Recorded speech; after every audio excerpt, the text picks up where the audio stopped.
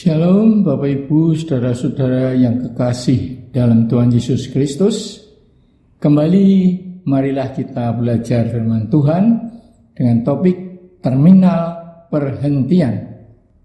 Dalam Kisah Para Rasul 9 ayat 29 dan 30, ia juga berbicara dan bersoal jawab dengan orang-orang Yahudi yang berbahasa Yunani, tetapi mereka berusaha membunuh dia.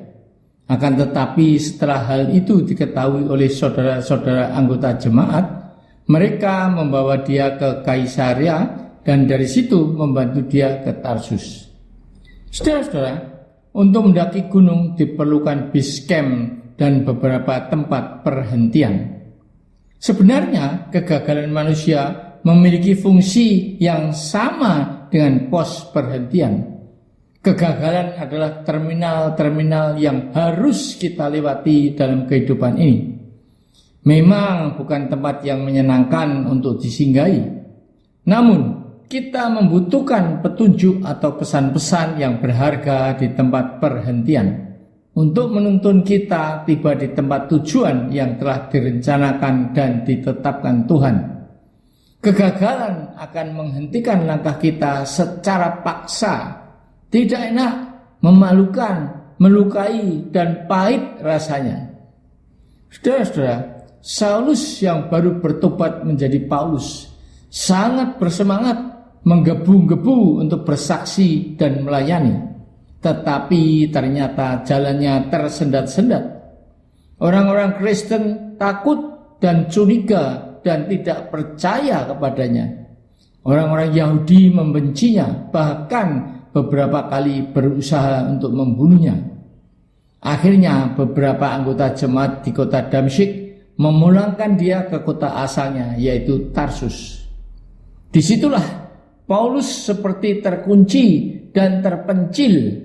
Langkah pelayanannya terhenti, bahkan dapat dikatakan gagal. Setelah itu tidak ada cerita tentang dirinya lagi, seolah-olah panggilan Tuhan untuk memberitakan Injil dalam Kisah 9 ayat 15 hanyalah tinggal mimpi. Namun bagi Tuhan, Tarsus bukan tempat yang ditentukan sebagai tempat tujuan bagi Paulus, karena Tarsus hanyalah terminal perhentian sementara. Pengalaman dipulangkan ke Tarsus hanyalah pos yang harus dilaluinya dalam pelayanan yang telah Tuhan tetapkan bagi dia. Itulah pos kegagalan. Disitulah Paulus harus menanti. Melalui Petrus, Tuhan sedang menyiapkan satu jemaat non-Yahudi yang kelak menjadi basis dari pelayanannya. Paulus harus menanti sampai Barnabas mengingat dirinya dan mengajaknya untuk bergabung di Antiokhia dalam Kisah 11 ayat 25. Dan dari situlah kelak Paulus mengabarkan Injil ke wilayah bangsa-bangsa lain.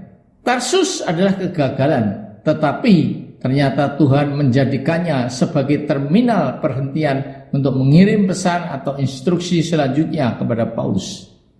Saudara-saudara, kegagalan bisa menghampiri dan terjadi pada siapa saja, tidak terkecuali saudara dan saya.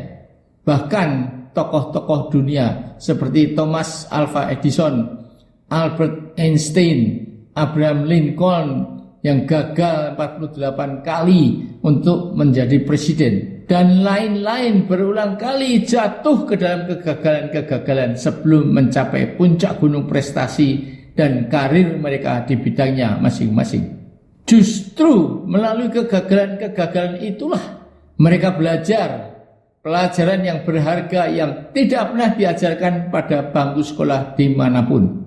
Experience is the best teacher. Apakah saudara sedang terhenti di terminal kegagalan? Pos penantian yang menyesakkan?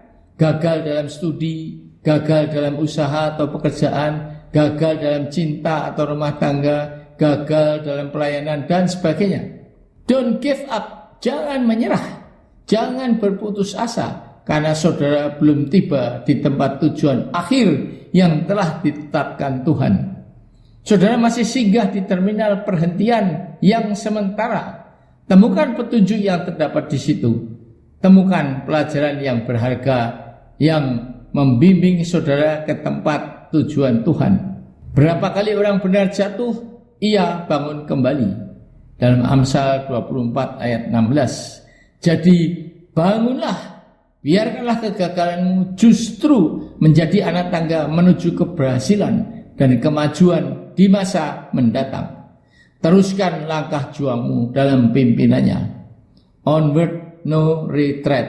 Amin.